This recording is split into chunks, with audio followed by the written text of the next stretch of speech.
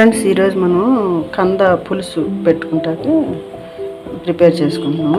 అంటే కార్తీక మాసంలో కంద పులుసు, కంద కూర తింటే ఫ్రై అయినా చేసుకోవచ్చు, పులుసు అయినా పెట్టుకోవచ్చు. అలా కంద తింటే చాలా మంచిదని మా అమ్మమ్మ వాళ్ళు అలా చెప్పేవాళ్ళు. అలా నేను కూడా ప్రతి సంవత్సరం కార్తీక మాసం కంద తింటాను అనమాట. అట్లాగే మీరు కూడా ఎలా చేయాలో మీరు కూడా చూద్దరు. కానీ ఇప్పుడు ఏంటంటే ముందుగా కంద ఇలా చెక్కు తీసేసి నీట్గా కడుక్కొని, మట్టి ఉంటుంది జాగ్రత్తగా కడుక్కోవాలి.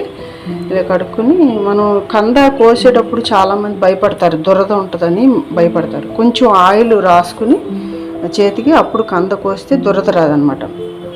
అప్పుడు ఈ కంద ముక్కలు ఇలా ఇంత ముక్కలు కోసేసుకుని కొంచెం వాటర్ పోసి పసుపు, కొంచెం చిటికెడు పసుపు వేసేసేసి మనం కొంచెం గ్యాస్ మీద పెట్టి కొంచెం సేపు ఉడకనివ్వాలన్నమాట. ఉడకనిస్తే అప్పుడు మనం ఉడకనిచ్చి పక్కన పెట్టుకోవాలి. మరీ ఉడకకూడదు, కొంచెం ఉడకాలి. ఇప్పుడు కంద ఉడకపెట్టేసుకున్నాము. కొంచెం ఇలా అంటే మరీ అంత గట్టిగా లేదు, కొంచెం మెత్తగా అలా ఉంది, ఉడికిపోయింది. దీన్ని పక్కన పెట్టుకున్నాము. ఇప్పుడు కావాల్సిన పదార్థం, ఇప్పుడు కంద ఒక్కటే పులుసు కాకుండా కొంచెం నేను ఇలా వండుతాను. మీరు కూడా ట్రై చేయండి ఫ్రెండ్స్, ఇలా చాలా టేస్ట్గా ఉంటుంది. ఈ కంద ఒక్కటే వండినా అంత కొంతమంది తింటారు, కొంతమంది తింటారు కాబట్టి అందుకని ఇప్పుడు మన కంద, దీనికి కావాల్సిన పదార్థాలు నేను ఎలా వండుతానో ఇప్పుడు మీకు చూపిస్తాను. ఇప్పుడు దీనికి కావాల్సిన పదార్థాలు ఏంటంటే, కంద ముక్కలు మనం ఉడకపెట్టుకుని పక్కన పెట్టుకున్నాం కదా, కంద ముక్కలు, సొరకాయ ముక్కలు కొంచెం, క్యారెట్ ముక్కలు కొంచెం, బెండకాయ ముక్కలు కొంచెం, అంటే ఎక్కువ వేసుకోం అసలు. కొంచెం ఉల్లిపాయలు పొడవుగా కట్ చేసుకుని, పచ్చిమిర్చి, టమాటాలు 1-2 వేసుకోవచ్చు. వంకాయలు 2 వంకాయలు వేసుకున్నాను, నీళ్ళల్లో పెట్టుకోవాలి. మనం కొంచెం బెల్లం కూడా ముందు పెట్టుకోవాలి. ఉప్పు, కారం, పసుపు. మనం ఏంటంటే ఈ పులుసులో ఎప్పుడైనా సరే ఏ పులుసు పెట్టినా మనం, ఇది దప్పలం కూడా అంటారు దీన్ని, మా అమ్మమ్మ పెట్టేది. దాన్ని బట్టి మేము చాలా టేస్ట్గా ఉంటుంది ఇది. అందులో కొంచెం ముద్దపప్పు వేసుకుంటే చాలా టేస్ట్గా ఉంటుందండి. ఎప్పుడైనా సరే ఎక్కువ వేసుకోవసలు, సాంబార్ లాగా వేసుకోవసలు, కొంచెమే మనం ఉడకపెట్టుకుని మిక్సీలో వేసుకుని పక్కన పెట్టుకోవాలి. ఈ పులుసులో ముద్దపప్పు వేసి చూడండి ఫ్రెండ్స్, మీరు చాలా టేస్ట్గా ఉంటుంది. ఇప్పుడు చింతపండు కూడా మనం రసం వడపట్టుకున్నాము, ఇది కూడా పక్కన పెట్టుకుని ఇప్పుడు మనం ఒక ప్యాన్ తీసుకుని, గిన్నె ఏదో ఒకటి మీరు ఇట్లా తీసుకుని అందులో మనం ఇవన్నీ వేసుకుని ఉడకపెట్టుకోవాలి. అన్నీ వేసేసేయాలి. మనం ఉల్లిపాయలు, టమోటాలు, సొరకాయ ముక్కలు ఉన్నాయి కదా, అవి అన్నీ వేసేసుకోవాలి.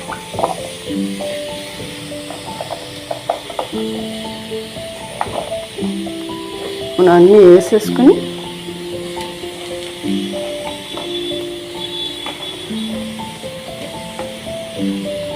ఇలా వేసేసుకుని ఉప్పు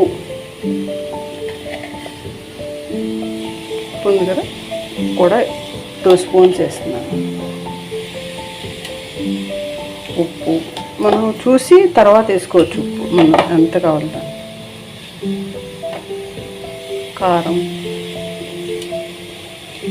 కారం కూడా 2 స్పూన్స్ వేసాను.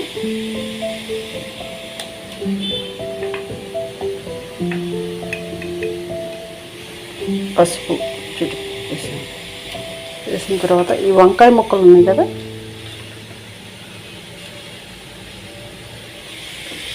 వంకాయ ముక్కలు కూడా వేసేసుకోవాలి. ఉప్పు వేసిన తర్వాత వేసుకోవాలి మనం వంకాయ ముక్కలు.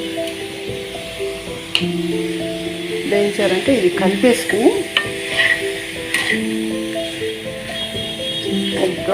ఇలా కలిపేసుకోవాలి. కలిపేసుకుని కొంచెం వాటర్ పోసుకోవాలి.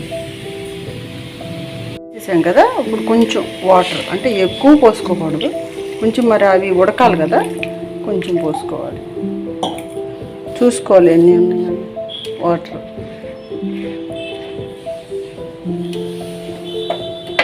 కొంచెం ఇవి ఉడకపెట్టుకోవాలి. ఉడకపెట్టుకుని ఇప్పుడు ఈ కొంచెం మూత పెట్టేసుకోవాలి. వాటర్ పోసేసేసి మూత పెట్టుకోవాలి. తర్వాత అవి మొక్కలు ఉడికిన తర్వాత వేయాలి. అంటే కంద మనం ఆల్రెడీ ఉడకబెట్టుకున్నాం కదా, అవి ఉడికిన తర్వాత వేసుకోవాలి. ఉడికిపోయినాయి అది అంటే ఇప్పుడు వేసామనుకోండి మొత్తం పేస్ట్ లాగా అయిపోద్ది. అందుకని కొంచెం అవి ఈ ముక్కలు ఉడికిన తర్వాత అప్పుడు కంద వేసుకోవాలి. ఇప్పుడు మూత పెట్టాం కదా, కొంచెం ఉడికినాయి. ఇప్పుడు ఈ కంద ముక్కలు ఉన్నాయి కదా, ఇవి కూడా వేసేసుకోవాలి.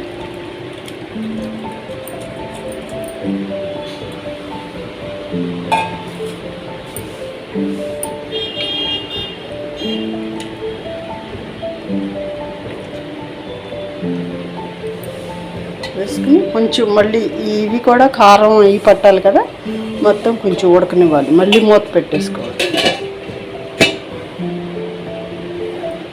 మనం ఇప్పుడు ఉడకపెడుతున్నాం కదా, రెండు ఉడికిపోయినాయి.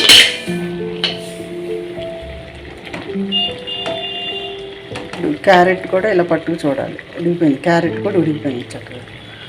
ఇప్పుడు అన్నీ ఉడికిపోయినాయి. ఇప్పుడు ఏం చేయాలంటే మనం ఈ పులుసు ఉంది కదా, చింతపండు పులుసు ఉంది కదా, అది ఇలా పోసేసుకోవాలి.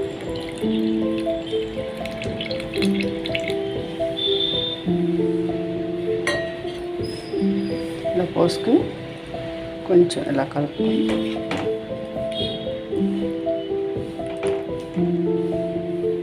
కొంచెం 2 నిమిషాలు అట్లా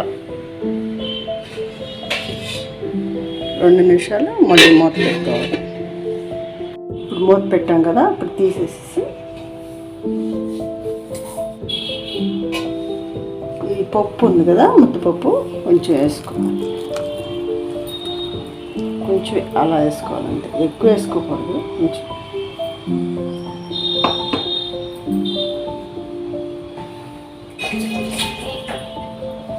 ఇలా కలుపుకొని మళ్ళీ కొంచెం వాటర్ పోసుకోవాలి. పులుసు ఎప్పుడైనా సరే పల్చగా ఉన్నప్పుడు మనం చూసుకోవాలి. మరీ బాగా చిక్కగా ఉన్నప్పుడు ఉంచామనుకోండి, అప్పుడు ఏమవుతుందంటే మనం చల్లారిపోయినాక బాగా ఇంకా గట్టిగా పప్పులాగా అయిపోద్ది అన్నమాట. అప్పుడు మనకు బాగోదు. ఇలా వాటర్ పోసుకొని పప్పు కలిపేసుకున్నాం కదా, ఇప్పుడు ఈ బెల్లం ఉంది కదా, బెల్లం కూడా వేసేసుకోవాలి. కొంచెం కరివేపాకు వేసుకొని కొంచెం ఉడకనివ్వాలి. మళ్ళీ కొంచెం మూత పెట్టుకోవాలి. ఇప్పుడు ఉడుకుతుంది కదా, ఇలా ఉడుకుతుంది. పప్పు వేసేసాం కదా మనం, ఇలా ఉడుకుతుంది. ఇప్పుడు ఏం చేయాలంటే కొంచెం జీలకర్ర పౌడరు ఉంటే వేసుకోవచ్చు, లేకపోతే లేదు. కొంచెం జీలకర్ర పౌడరు, కొంచెం ధనియాల పౌడరు, పావు స్పూన్ కొంచెం మెంతు పౌడర్ ఉంటుంది కదా, మెంతులు పౌడర్ చేసుకుని ఉంటాం కదా, మెంతులు పౌడర్ చేసుకునేది కూడా హాఫ్ స్పూన్, ఎక్కువ అవసరం కొంచెం వేసుకుని మళ్ళీ ఇలా కలిపేసుకుని ఇలా కొత్తిమీర వేసేసుకో.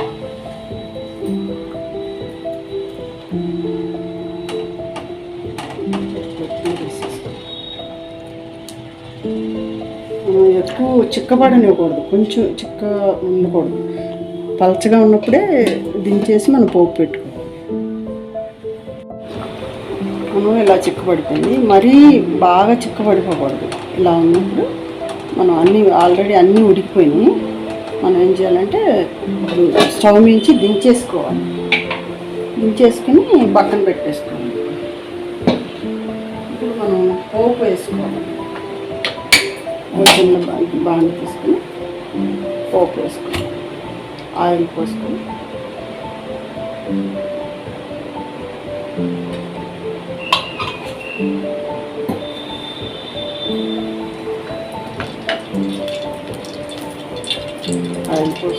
ఎల్లుల్లిపాయలు, ఎండుమిర్చి,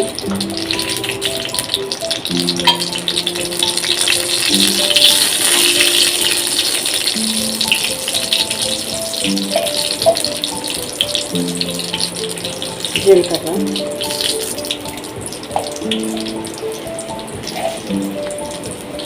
పోపు దినుసులు, ఈ పులుసుకి మెయిన్గా ఇంగువ వాడితే చాలా బాగుంటుందండి. మనకి అరుగుదలకు కూడా మంచిది, పులుసు టేస్ట్ కూడా వస్తుంది అన్నమాట. పులుసులో ఇంగువ వేసుకోవాలి. ఈ పోపు వస్తుందంటే అప్పుడు ఇంగువ వేయాలి. కరివేపాకు,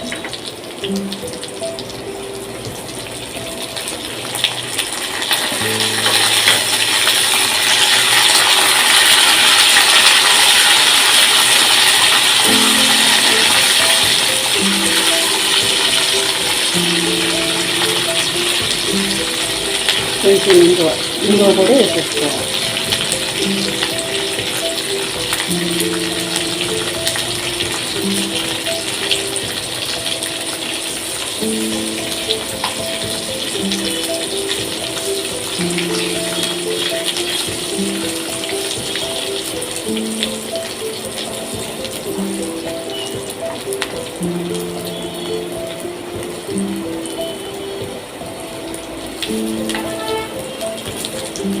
వేసేసాం కదా, ఇప్పుడు మనం పోపు నీళ్ళు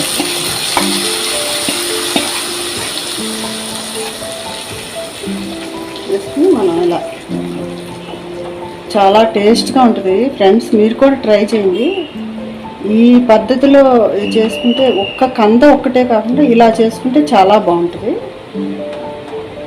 మీరు కూడా ట్రై చేయండి. కార్తీక మాసం తినాలంటున్నారు కాబట్టి ఇలా చేసుకుంటే ఇంకా చాలా బాగుంటుంది.